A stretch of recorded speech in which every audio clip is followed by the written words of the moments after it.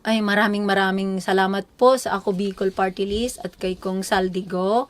At kahit hindi po Bicol, taga Bicol, natutulungan po nila. Ako po ay isang patunay po. Maraming salamat po. At pagpalain po kayo ng puong may kapal parati. Kay Sir Alvin po at saka kay Sir Paolo, maraming salamat din po. At kayo po yung instrumentong ginamit ng Panginoon para po matugunan po yung pangangailangan ng dalawa kong pamangkin. Maraming salamat po. Salamat. Walang anuman, tita. Huwag niyo po intindihan na lahat po ng may pinagdadaanan, problema, lahat po yung may solusyon. Nandito po kami, yun po, naging instrumento, tama ko kayo. Yes po. Huwag niyo pong isipin niya, lahat po yan ay may kapalit ang ginagawa niyo. Huwag po kayo mag-alala. Maraming salamat po. Hindi niyo po yan. Hindi na po pupunta sa iba. Hindi na. Yun na po. Opo. Sagutin na po natin. Yes Na po. ako, Bicol Party List. Thank you po. Maraming salamat po sa Hindi na inyong kayo lahat. mag-ikot, hindi na kayo mahihirapan. Yes po. Okay, Thank tita. Itong So ako po ay nagpapasalamat na kahit hindi po kami taga Bicol, taga Ilocos Sur po kami, matutulungan niyo po kami kahit sa konting halaga man o anuman, tatanggapin po namin po.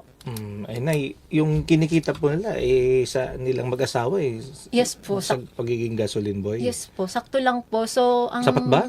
Hindi. Hindi nga po, pero actually sabi nga niya, yung biyanan niya po, actually siya rin nasa ibang bansa. So parang sila na lang po yung nag-aano sa bata na to na mapaoperahan nga kung sakaling magkaroon kami ng sapat na maipon na yung tinatawag nilang guaranteed letter. Kasi ngayon ko lang din po na ngayong siya. Although meron din pa akong isang pamangkin, sa totoo lang po, i-open ko na din po sa inyo, nasa kidney po siya. NKTI. Yes NKTI. po. NKTI. Ano naman sakit niya? Anong Ano po yun? dialysis? Liver? Hindi naman po awan ng Diyos yung sakit niya is chronic kidney disease. Ako na rin po yung so, tumutulong din po sa kanya ngayon. Dialysis yan. Hindi pa po. Hindi Awa pa. naman ng Diyos. So, gamot ang ayan. Gamot po at saka Check. laboratory. Laboratory. Oo. Okay. Na biopsy na po siya sa awa naman ng Diyos. Yun nga, sabi nga nila, chronic kidney disease, case 2 na. Oo. So, sa Stage akin 2 din na po, siya. Stage 2 na Stage po. 2. So, every 3 months po nandito rin siya sa akin. Kumbaga, dalawa po sila na So, ikaw ate ang puntahan. Yes po. Ng mga Dalawa. kamag-anak ninyo na Yes po, may na- karamdaman. Sa Bicol. Hindi naman. Dahil ka ikaw ay nakabase sa Maynila. Opo. Saan talaga? So ate, syempre sa sa bigat na pinagdadaran, dalawa pala may pasyente sila. Diba? Opo. Paano lumalaban pang araw-araw? Paano nyo ano yung na-handle yung mga ganyan bagay? Sa awa naman ng Diyos po, ako nga po minsan nagraraket-raket yun nga. Yung husband ko kasi naglilinis po sa mall. Maintenance po sa mall. And then, 6 po yung anak ko. Sa awa naman ng Diyos, nakukop naman namin. Yun po yung pinapapasalamat ko sa Panginoon na mas maganda po yung tumulong Correct. na kahit yun nga po sinasabi ko na wala man kaming sapat na financial, pero kung yung pagtulong po sa kanila ay nakakagaan po sa kanila, ay okay po sa aming mag-asawa. Mas Yun sapat. po. Opo. May balik yan, nanay. Opo. Yun po yung pinapapasalamat ko dahil sabi nga ng mama at papa ko, di bali nang tumulong kami sa iba na may sakit, wag lang po yung pamilya namin. Tama yun. Yes po. So, yan po, pumupunta po sila sa akin, dalawa po yan. Isang, yan 37 years old, saka isang 29 years old po. Kaya nga po, Isa lang po yung hiningi. ito naman na Bicol, no, hanggang tumulong. Pero, siyempre na, paano nyo ba nalaman yung Ako Bicol, di ba? Sa dami pong nalalapitan, Yes po. paano po nyo Sa nalaman dami ito? po nalalapitan. Nung last week po, nandito po siya. Kasi mayroon na po siyang to the echo. Nag 1 week na naman po siya sa amin. Ngayon, nung nandun po kami sa art center, marami pong nagsabi sa amin na, bakit di kayo humingi ng tulong sa mga iba-ibang party list, ganito, ganyan. Nabanggit po niya po yung Ako Bicol. So, pumunta po kami ng Congress. Yung isang security po doon, sabi niya, ma'am, punta po kayo next week, Monday. Nandito po si Ako Bicol. Kaya, sabi niya, paano po yan, auntie?